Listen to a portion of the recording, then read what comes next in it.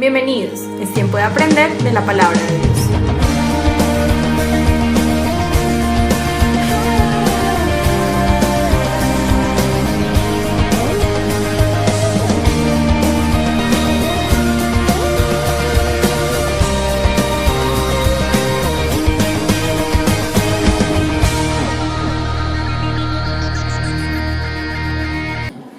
Muy malo. Muy bien, vamos a hablar algo pertinente a la familia, y el texto que voy a compartir y de lo que quiero hablar está en Génesis capítulo 3.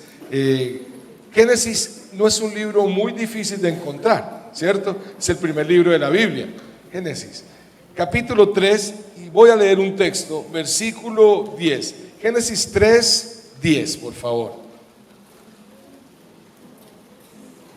De hecho, vamos a leer 9 y 10. Génesis 3, 9 y 10. Dice así: entonces el Señor Dios llamó al hombre: ¿dónde estás? Y el hombre contestó: te oí caminando por el huerto, así que me escondí. Tuve miedo porque estaba desnudo.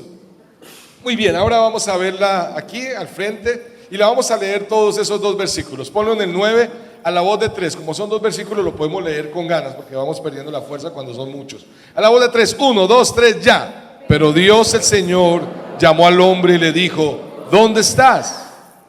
El hombre contestó: escuché que andabas por el jardín y tuve miedo porque estoy desnudo, por eso me escondí. Vamos a orar. Dios, te doy muchas gracias por esta linda mañana, por tu bondad, tu amor. Gracias por la presencia tuya, Señor, en el tiempo de la alabanza, Señor. Cómo pudiste ministrar nuestros corazones y nosotros tratamos de ministrar el tuyo, Señor. Ahora te pedimos, por favor, que hables a nuestras vidas con tu palabra. Estamos ávidos, necesitados, sedientos, aún hambrientos de tu palabra, de tu dirección, Señor, de tu voz.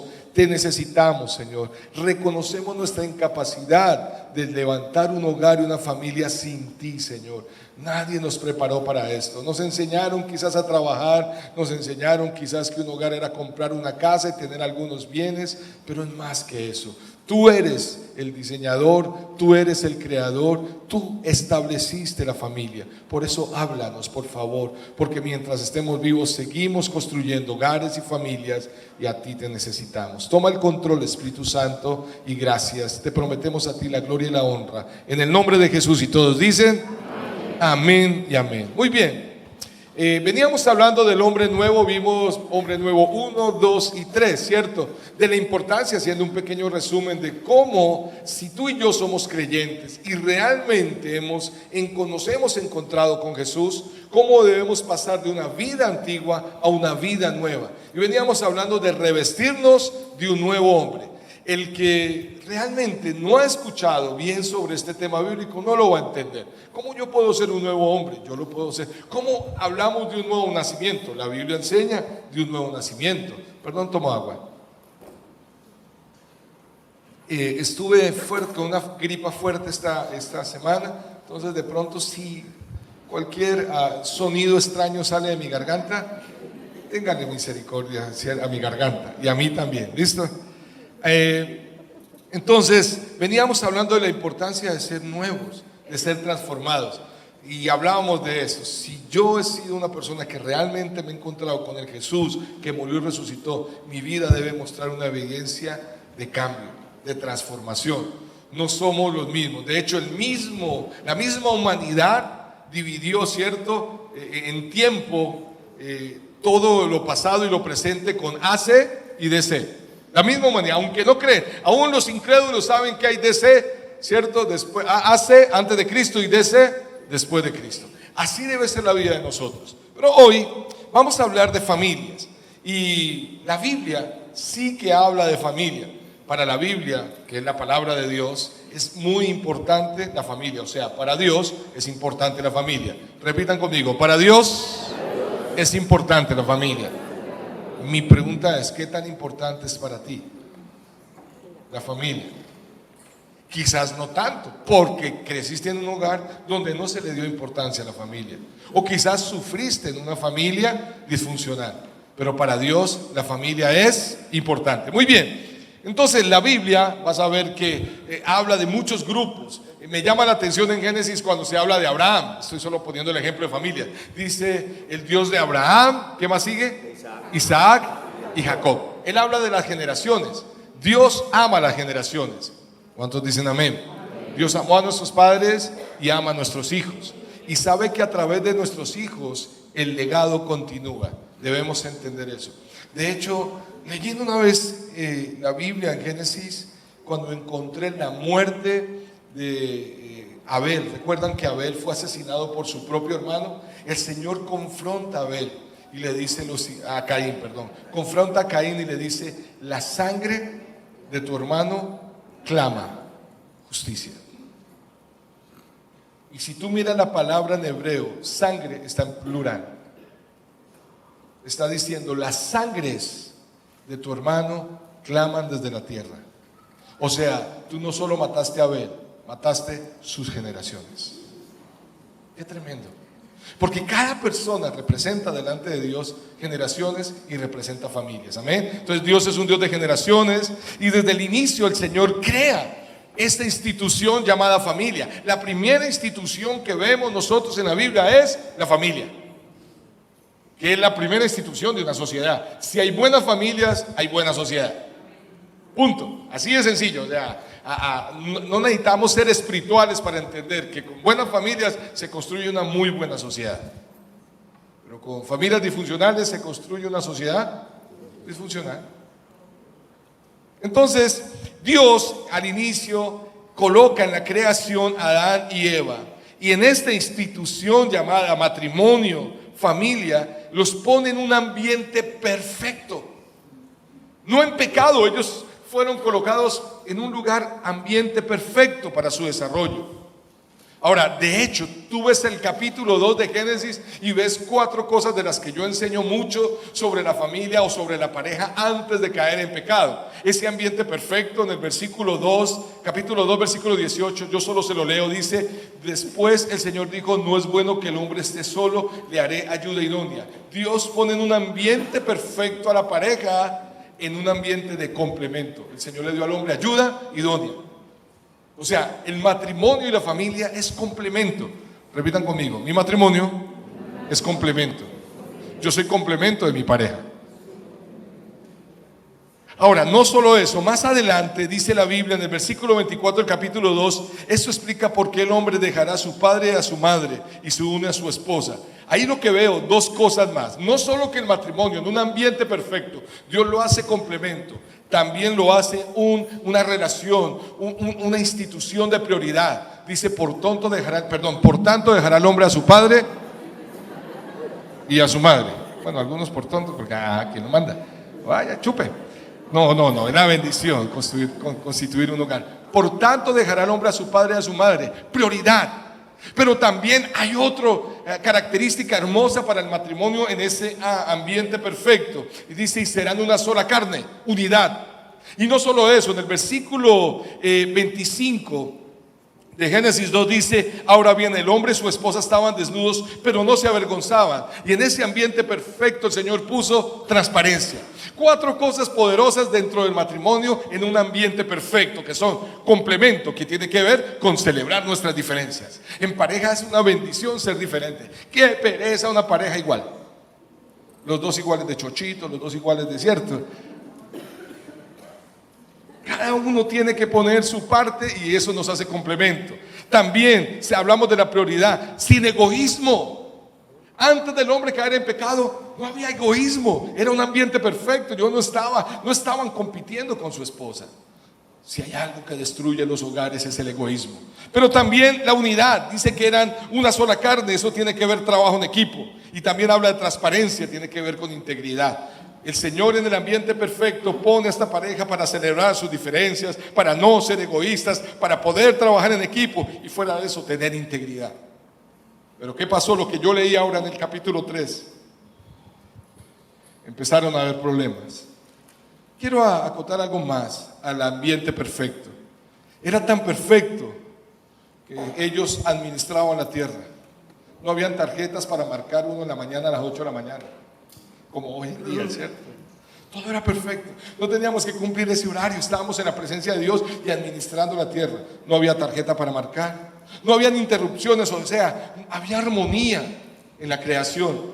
No había deudas, créditos. No habían préstamos. No estaba uno preocupado. No estaba ni Eva. Ay, ya vienen a cobrarme la plática que... No, Dios todo me lo entregó. ¿Cuánto luchan con los créditos si no los deja a veces dormir? Levanten la mano, sean honestos. ¿Cuántos tienen créditos acá? Es una pregunta en Colombia obvia, pero... ¿Y los que no les deben?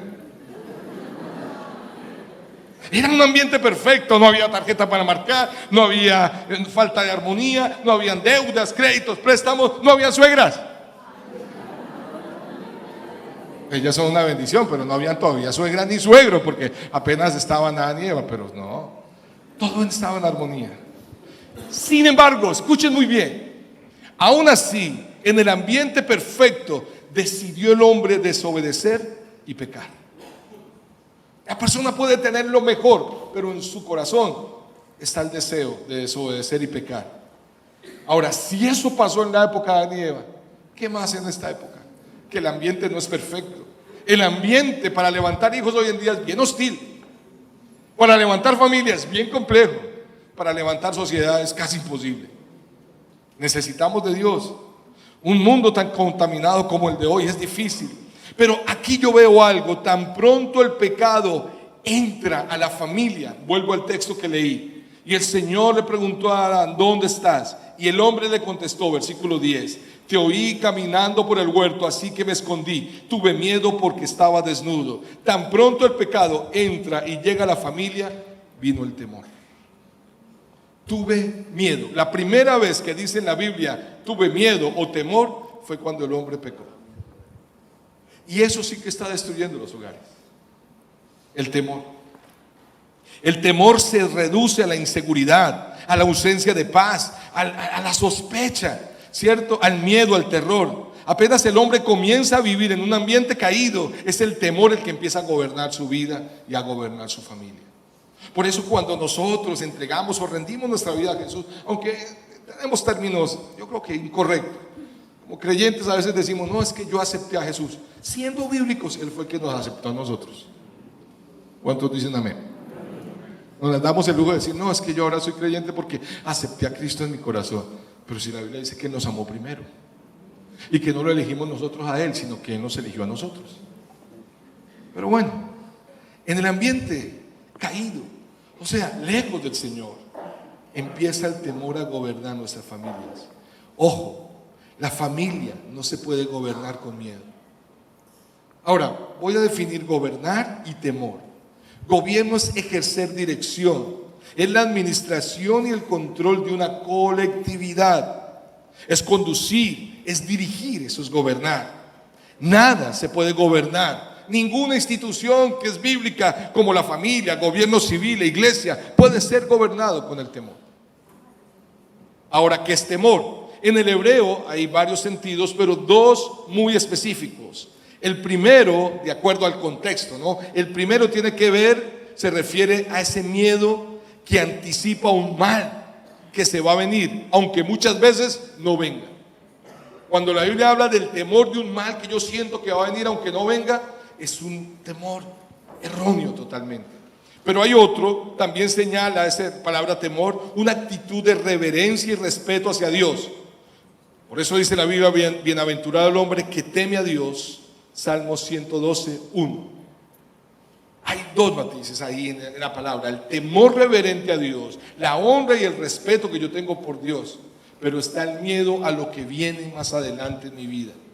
Alguien dijo: si alguna de estas instituciones, incluyendo la familia, se gobierna con miedo, va a sufrir el pueblo.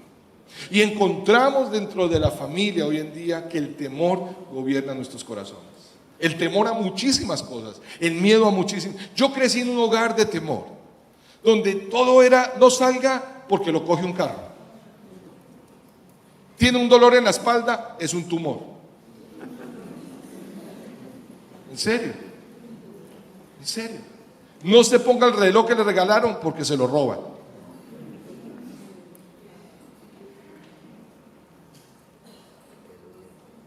No podíamos salir de la casa. Yo sentía que iba a salir de la casa y entonces, ¿dónde está realmente la confianza en Dios? Andan las familias en una inseguridad, se va a acabar el mundo. Y si bien es cierto, hay noticias difíciles y hasta nefastas, Dios sigue siendo Dios. Y si tú confías en Dios, pues ahí está nuestra esperanza. En la vida o en la muerte, Dios es bueno. Repitan conmigo, Dios es bueno. Ahora, voy a volverlo a hacer repetir. Dios es bueno, pero la vida es dura. ¿Cuántos dicen amén? La vida es dura, pero Dios es bueno. No podemos dejar que el temor gobierne nuestras vidas.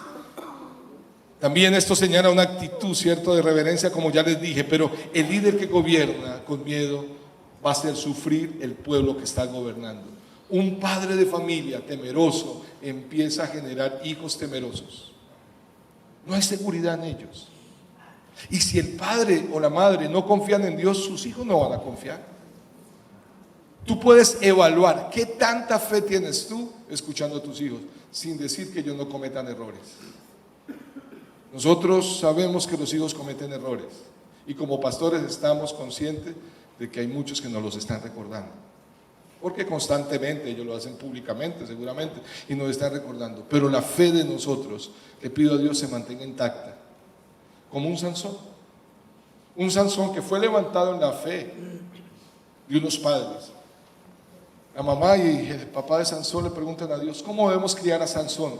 Y se les dio un estilo de vida. Una vez lo hablamos acá, y tú lo puedes leer en la Biblia. Le dijo a la mamá de Sansón, él debe ser guardado, su cabello no va a ser cortado porque va a ser nazareo desde su nacimiento, que eso era un voto que hacían en aquella época. Fuera de eso no se va a contaminar con cadáveres, no va a beber sidra. Tenía unas características, pero esas características las tenían también los papás. Sin embargo, Sansón, ustedes van a ver que al crecer, el versículo 13 dice, y Sansón descendió. Aunque él creció con fe, descendió por decisión. Y descendió a Gaza y se acostó con una mujer prostituta.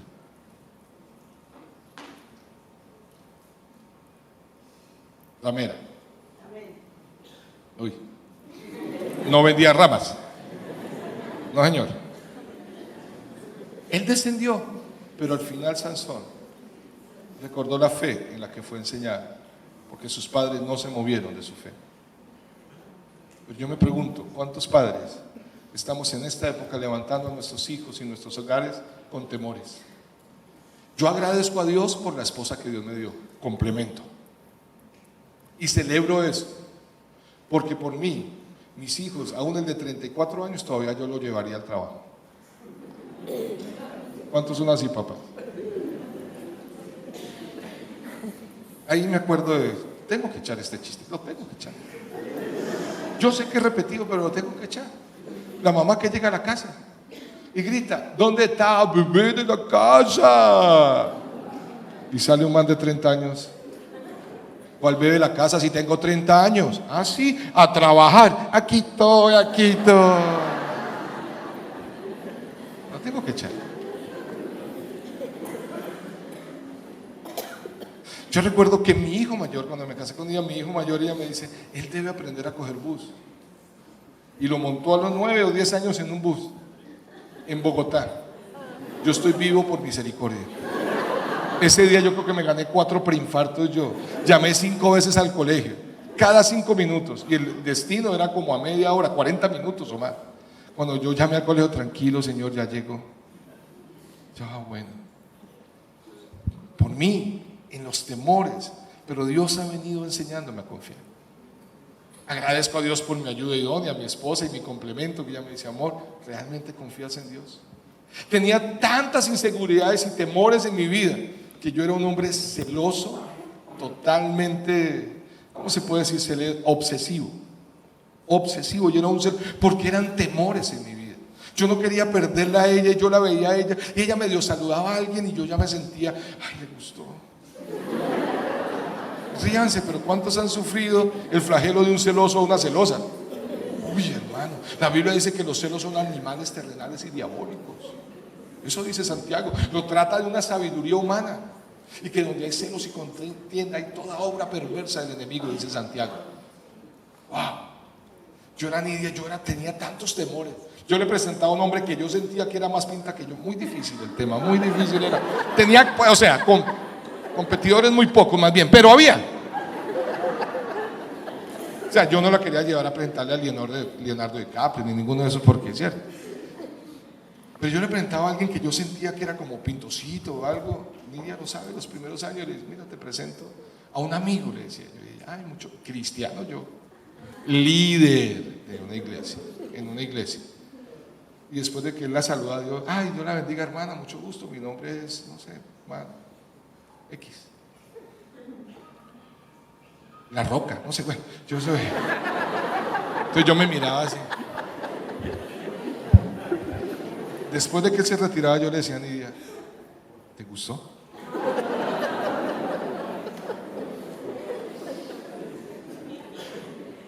Wow.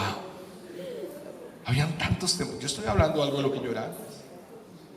Siendo creyente, creyendo que era un hombre nuevo, y nuestro hogar era un infierno.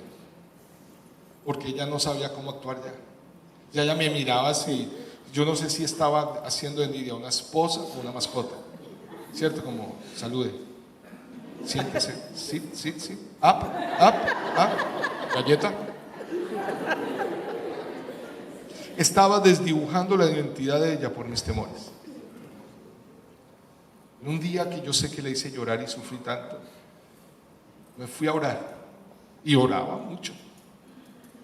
No escuchaba, pero oraba. Me fui a orar y dije, Señor, cambia Nidia.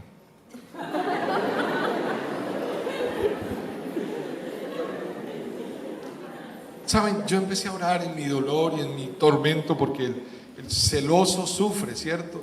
Está sufriendo porque se está creyendo la película. Se la cree.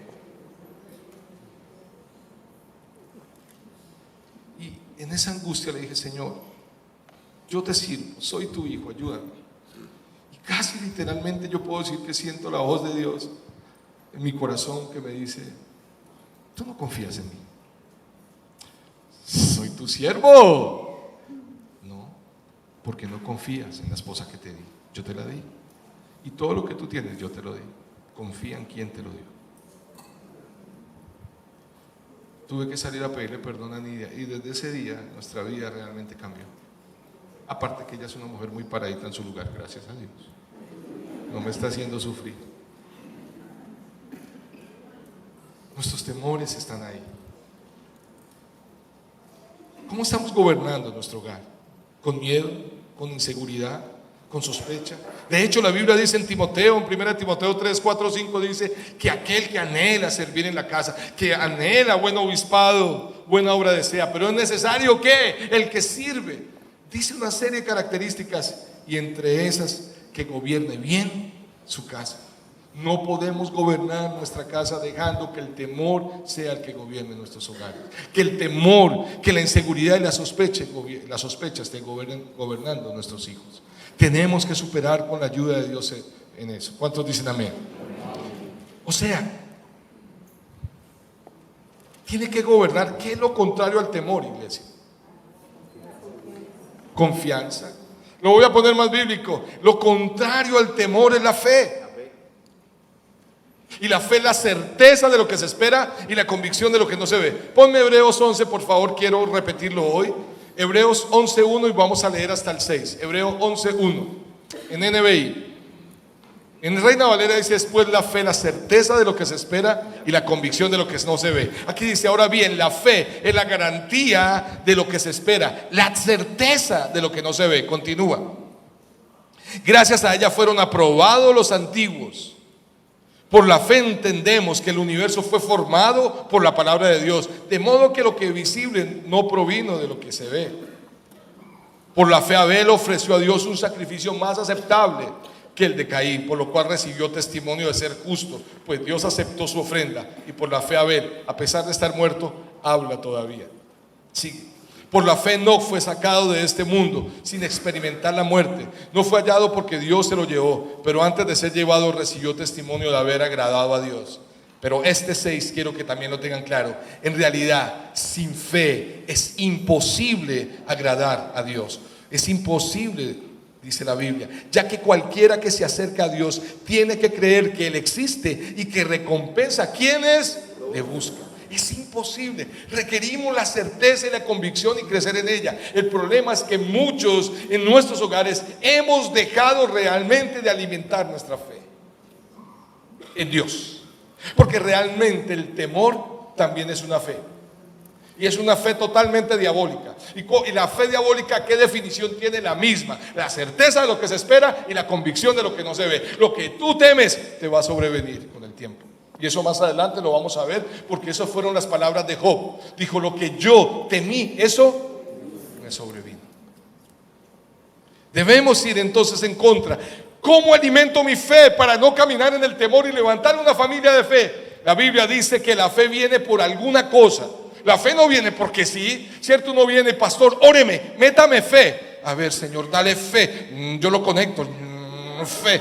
No, a veces la gente cree que al orar lo están a uno como conectando, pasando energía. Como yo no sé, Goku, no sé, bueno, un Saiyajin, no.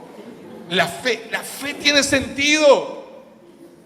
A veces dicen: no, es que los cristianos o los creyentes son gente, no tienen tanta razón. A mí me gusta hablar es con razón. Hermanos, si hay alguien que debe tener razón, es un creyente. La fe tiene sentido y tiene una razón de ser. Y eso está en Romanos 10:17. Dice: la fe viene por el oír, y el oír la palabra de Dios. ¿De dónde viene la fe? ¿Y el oír qué?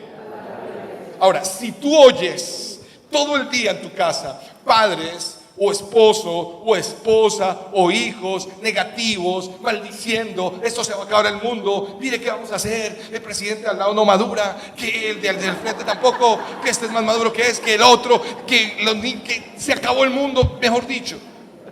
Sí, el mundo está muy mal, sí hay una cantidad de cosas, pero debe emerger en medio de la humanidad un grupo llamado iglesia para llevar la esperanza y la fe en el Rey de Reyes y Señor de Señores, que es Jesucristo. Necesitamos ver una iglesia que emerja en fe.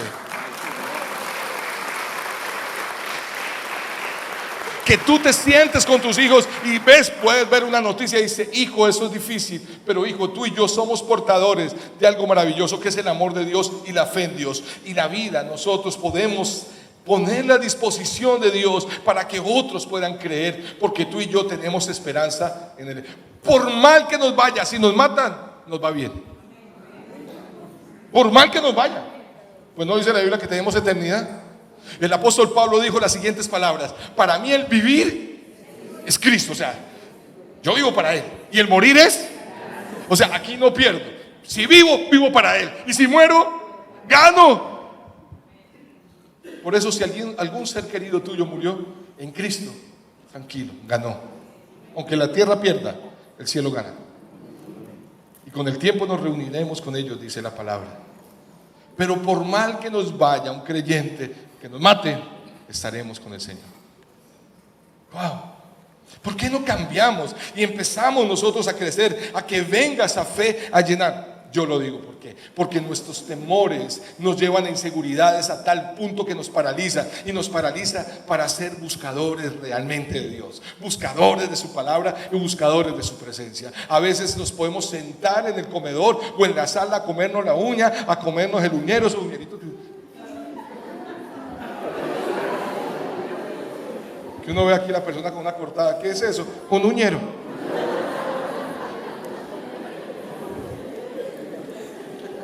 Que van conectados hasta el pie. Ustedes ojalá hacen. Dolor. ¿Y por qué en ese momento, si tú crees en un Dios, no te sientas y dices: Señor, voy a hacer una oración y voy a tomar tu palabra, y abro la palabra donde tú dices: no temas, porque yo estoy contigo? Amén, Señor. No desmayes, porque yo soy tu Dios. Sí, Señor, yo te ayudaré, yo te sustentaré con mi diestra de justicia. Sí, Señor, gracias. Y entonces viene la fe por el oír esa palabra, y esa fe empieza a contagiar tu hogar.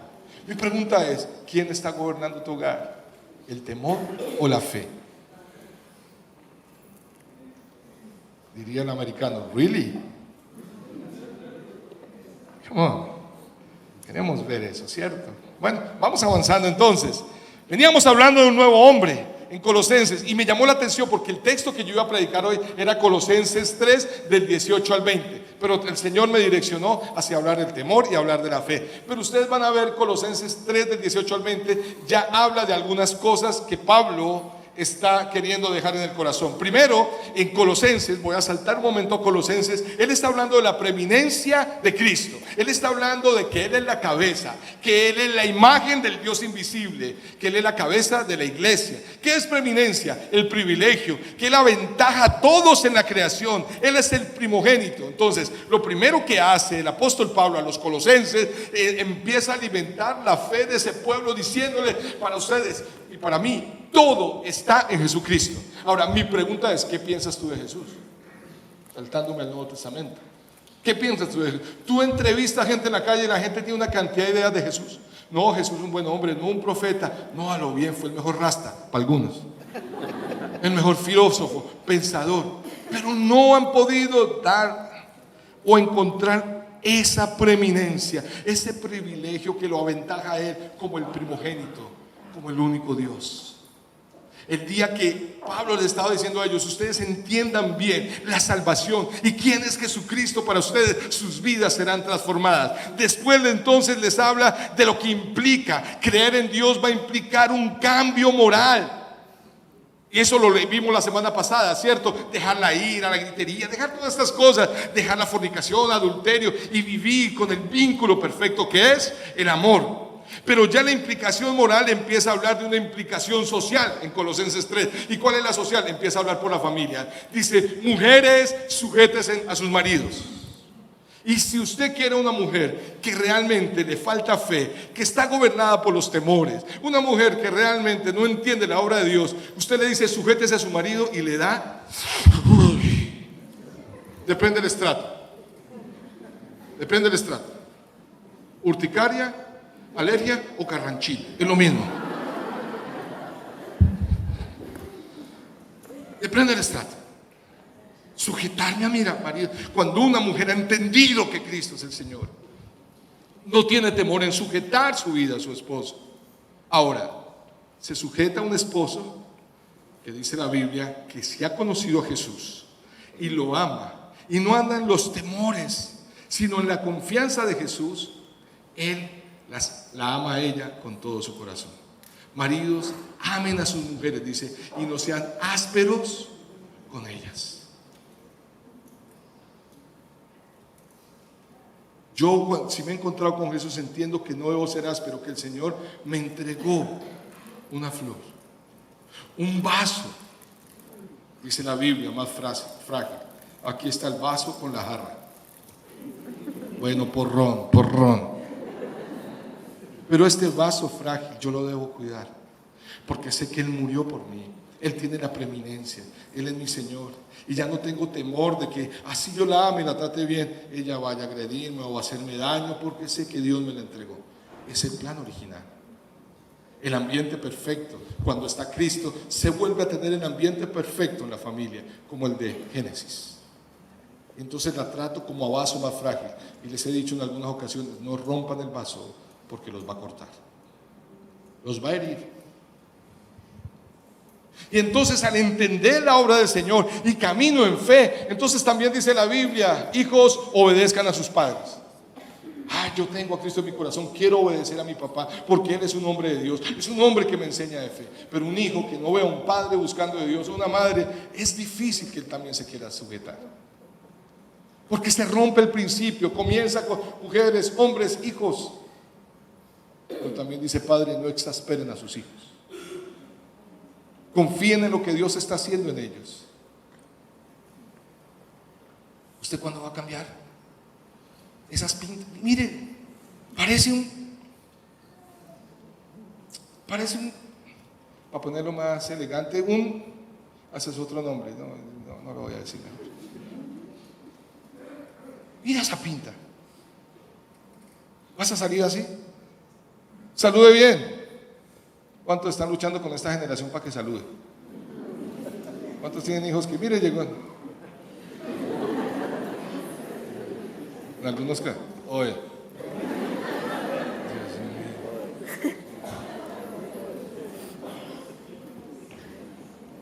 Y si es otro joven que está conociendo, todo bien. En la buena.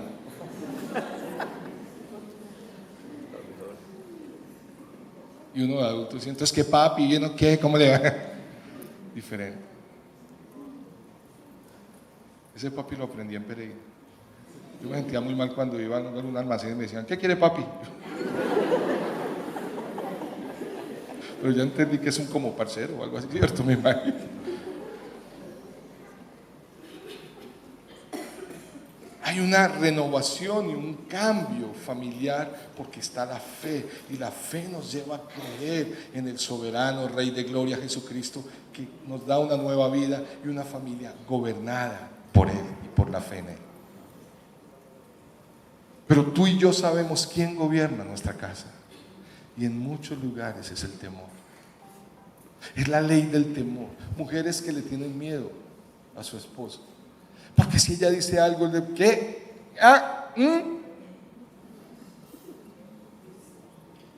O la va a tratar de bruta, de incompetente, o viceversa. Hombres que le tienen temor a su esposa. ¿Por qué me casé con usted? Es mucho baboso usted. O los niños vivo con usted. Y él tiene temor de ser ofendido. O niños temerosos vienen a sus papás peleando. En muchas ocasiones he escuchado este testimonio, eso es repetido y repetido. Cuando los papás pelean, los niños empiezan a llorar y dicen, no, porque es por mi culpa. Y ellos se culpan por lo que es cosa de adultos. Voy terminando. ¿Hay ejemplos bíblicos del temor? Sí, está por ahí, Melanie. El ejemplo bíblico del temor, hay muchos, pero quiero poner uno. Abraham puso en riesgo su familia por decir con temor que Sara era su hermana y no su esposa. Que el Señor se lo revela por allá al hombre que quería, cierto, a Faraón que quería a su mujer, se lo revela que la esposa, dice, es tu esposa, ¿qué me ibas a hacer? Pero en vez de protegerla, por el temor estaba arriesgando su hogar. Hay otro hombre llamado Saúl, y la Biblia muestra que Saúl, aunque era grandote, era un grande acabachiros. Así decían las abuelas, un guaymarón, zumbambico. ¿A cuántos les dijeron zumbambico? Este es zumbambico. Era grande Saúl, pero temeroso. Él murió y el pueblo era igual de temeroso a él, porque si el temor es el que gobierna, todo el pueblo anda en temor. Y Saúl sacrificó, arriesgó un pueblo.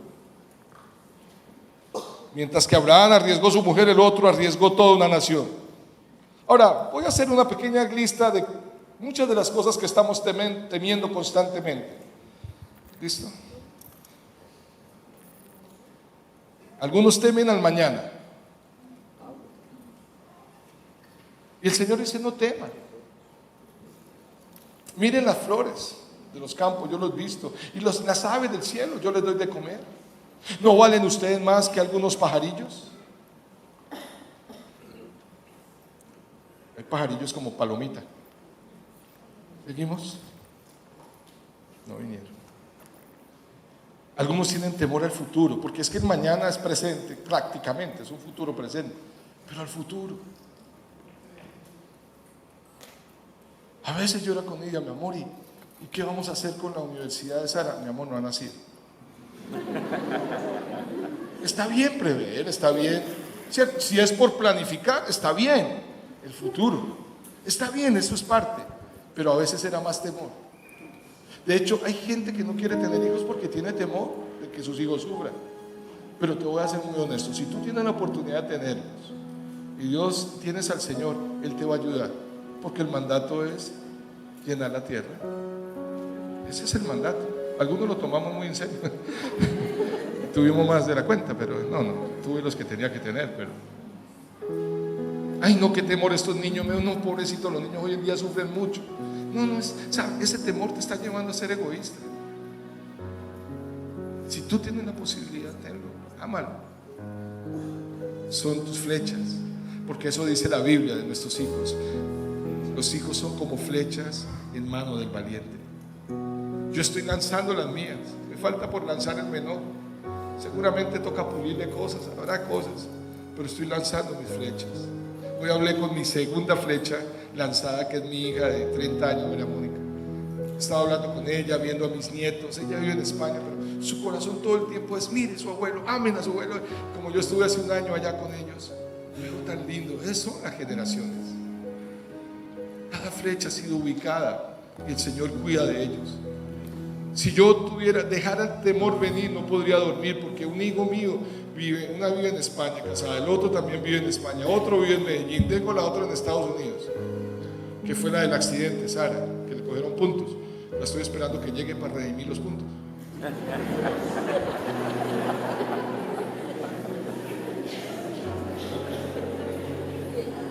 Ahora como que redimen puntos todo el tiempo. Pero está en las manos de Dios. Y está el último que lo lanzaremos.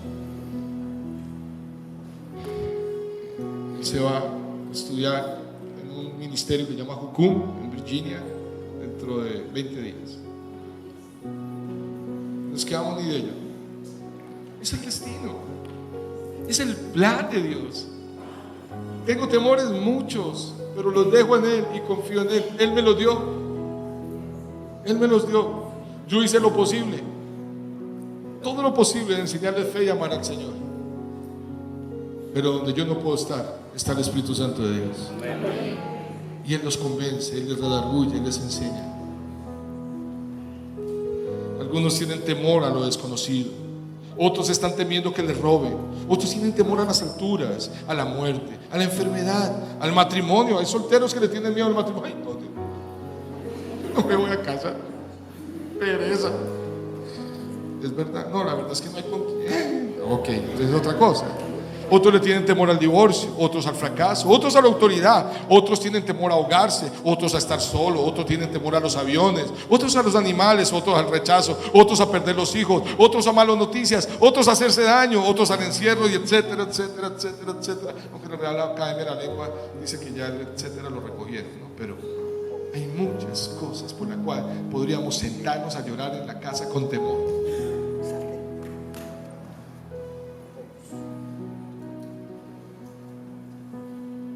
Algunos están esperando todavía cosas terribles en su vida que no van a pasar seguramente. Otros se han muerto antes de tiempo o han matado a su familia antes de tiempo. Job 3, 25, 26: lo que más temí me sobrevino, lo que más me asustaba me sucedió. No encuentro paz ni sosiego, no hallo reposo, sino solo agitación, dijo Job en su angustia. Proverbios 29, 25 dice: el temor del hombre pone lazo. El temor del hombre pone lazo, nos encadena. Mas el que confía en Dios será exaltado. Hay que volver a la palabra, hay que volver a la oración, hay que volver a la esperanza, hay que volver a la fe, hay que volver al amor, hay que volver a creer que hay un Dios poderoso. Aunque vengamos a una iglesia, algunos lo han olvidado.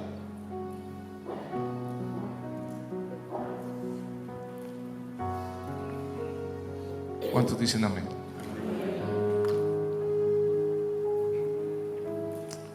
Te voy a leer 4 textos y escúchalos bien. Primera de Juan 4:18.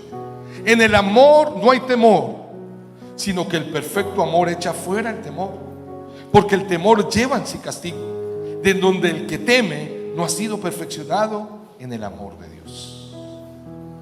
Salmo 118:6 dice: el Señor está conmigo, no temeré lo que pueda hacer el hombre.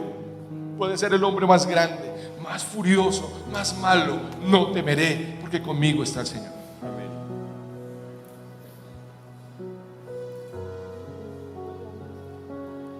Yo tuve una experiencia una vez.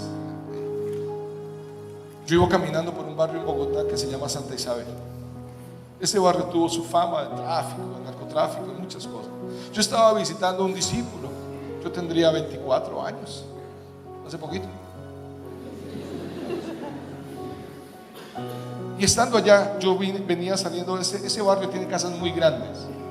Entonces, y hay árboles en algunas partes, son muy solas esas calles. Y recuerdo que yo salí como a las 11 de la noche a visitar a ese discípulo, un hombre que estaba en una crisis. Iba para la 30, la NQS se llama ahora. iba a coger ahí para el bus o lo que pasara. Yo iba caminando y yo empecé a orar, Señor, y empecé a sentir un temor, un frío que me invadió de cabeza a pie. Y me puse la chaqueta y me quitó. También era ese frío, pero era un frío de temor. Yo empecé a caminar. Cuando yo sentí que alguien venía detrás mío, y yo miré así de reojo y vi que le brilló algo en la mano. Yo, ay Dios mío. Y yo empecé a orar, Señor, tú eres mi confianza, tú eres mi gloria, tú levantas mi cabeza, tú eres mi protector. Y empecé a cantar una canción que en esa época cantábamos, que decía: protegido bajo tus alas, mi amor, Señor, yo te daré. Por eso no predico y no canto. Y empecé a cantar la canción y eso, y empecé a sentir el valor de Dios. Estoy contigo, estoy contigo. Y ya cuando la persona se acerca, me volteó y le digo: sabes, Jesús te ama. Y el tipo escondió lo que tenía en la mano y se sentó en una, allá le llaman verja, acerita, bueno, ¿cierto? Se sentó.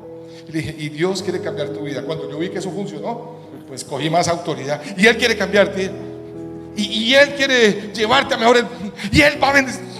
Y él era callado, se ganó un regaño de man ese día. Ahí. Y lo invité. Te voy a invitar a una iglesia porque Dios está listo. Yo veo que el hombre, hasta luego, váyase. Y él se fue. Cuando yo miro en el jardín, era un puñal. Después de que él se fue, yo: ay, Señor, eres muy poderoso, pero donde yo lo vea bien el puñal. Él es nuestro ayudador. No te vas a morir antes de que Él lo determine. Ni las cosas que muchas tú piensas que van a pasar, quizás no van a pasar. Levanta tu mirada en Él. El Señor está conmigo, no temeré lo que pueda hacerme el hombre, porque no nos ha dado Dios espíritu de temor, dice la palabra, sino de amor, o poder, amor y dominio propio. Espíritu de cobardía y de temor no nos ha dado. Busqué a Dios y Él me oyó, dice la palabra, y me libró de todos mis temores. Salmo 34:4. Iglesia, tú y yo estamos levantando familia.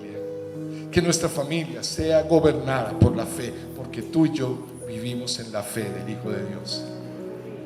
Debemos volver a esa fe.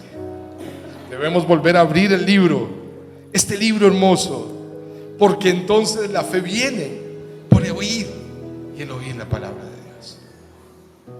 Y entonces verás hijos diferentes, y tu hogar cambiará el ambiente que está viviendo. ¿Cuántos dicen amén? ¿Por qué no te pones sobre tus pies?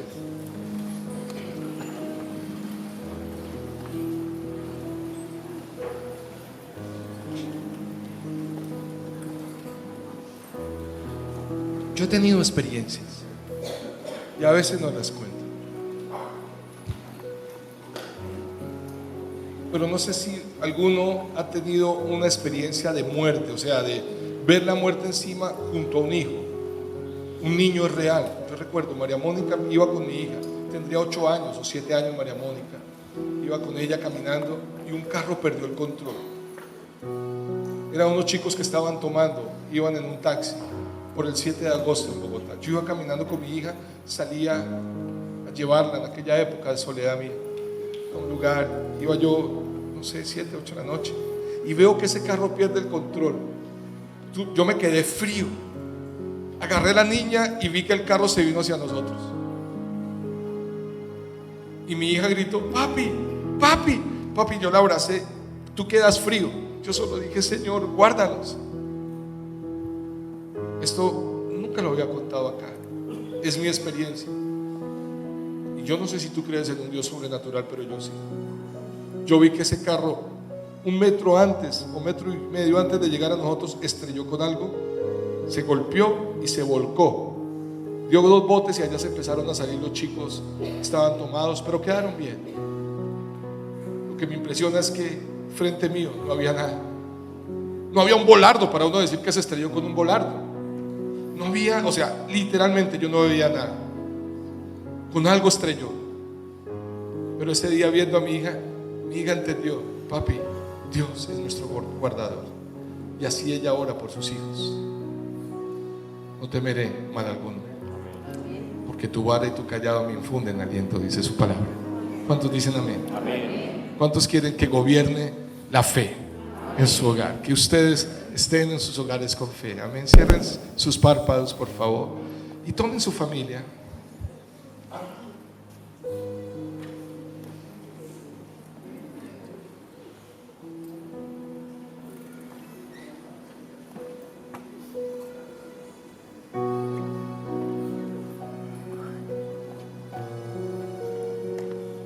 Ven, esposa mía. ¿Por qué no tomas a tu familia?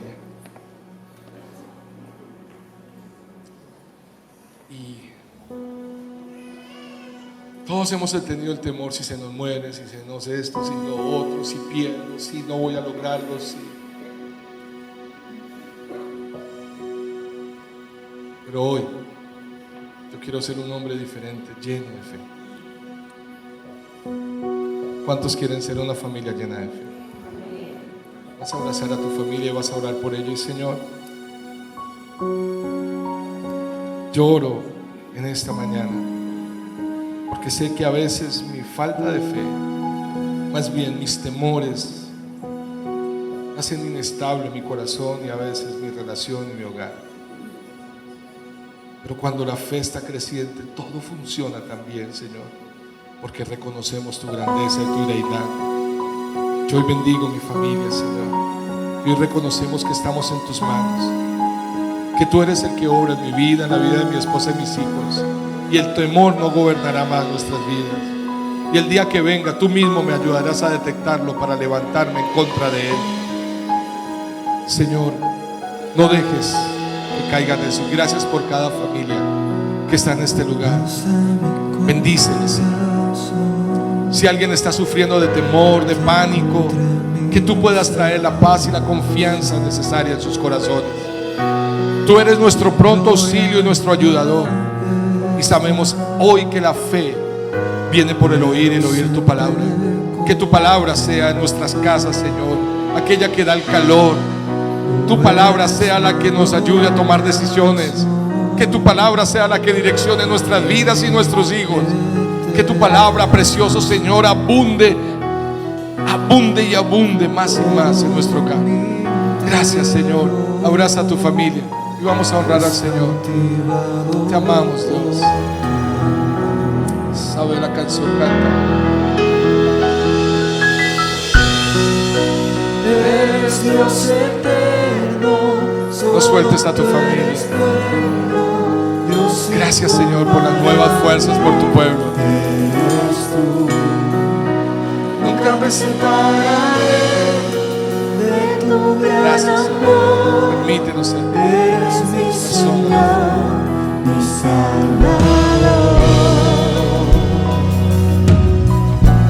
Señor, las tendencias no enseñarán a nuestros hijos.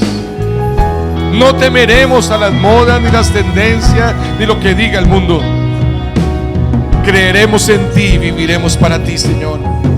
Gracias, Dios. Nuestros hijos y nuestros hogares son tuyos. Te amamos. Gloria y majestad. Levanta tu voz. Quiero siempre contemplar. Gracias. Tú eres mi adoración y mi eterna canción. Todo mi interior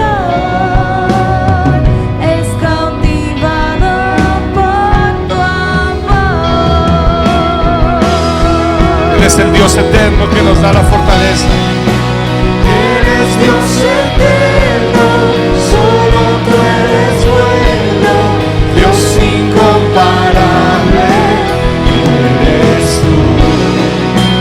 Nunca me separaré de tu gran amor, eres mi Señor, mi Salvador. Eres Dios eterno, solo tú eres bueno, Dios incomparable, eres tú.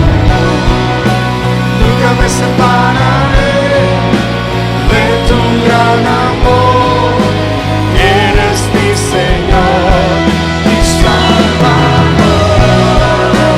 Gracias, Dios, por levantar un pueblo con esperanza, un pueblo con fe y amor, Señor, llenos de ti para una nueva Colombia, una Colombia enamorada, una Venezuela, una Suramérica, las naciones, Señor.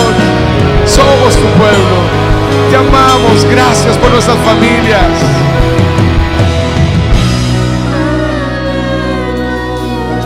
Gracias, Señor.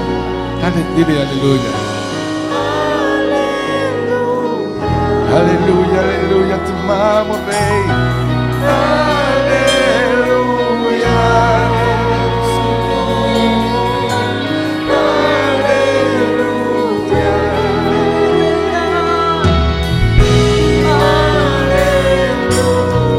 Oh sí, Dios, eres digno. En ti confiamos, Señor, y en ti esperamos.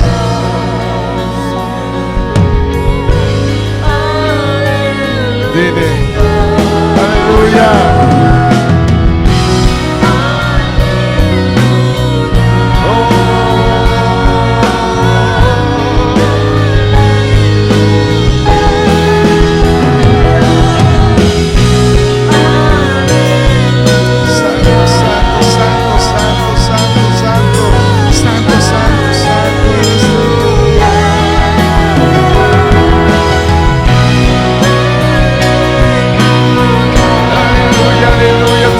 Jesús, gracias por las nuevas fuerzas en tu pueblo, tus hijos.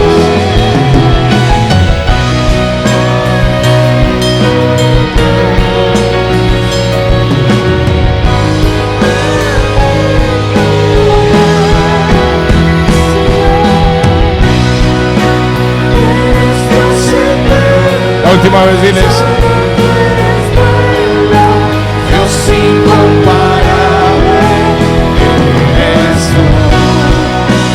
nunca me separaré de tu gran amor. Eres mi Señor, mi Salvador. Preciosa iglesia, la fe viene por el oír y el oír su palabra. Ánimo, que sus casas sean candelabros, se puede decir, que sean antorchas encendidas por la presencia de Dios, por la fe en Él y por su palabra.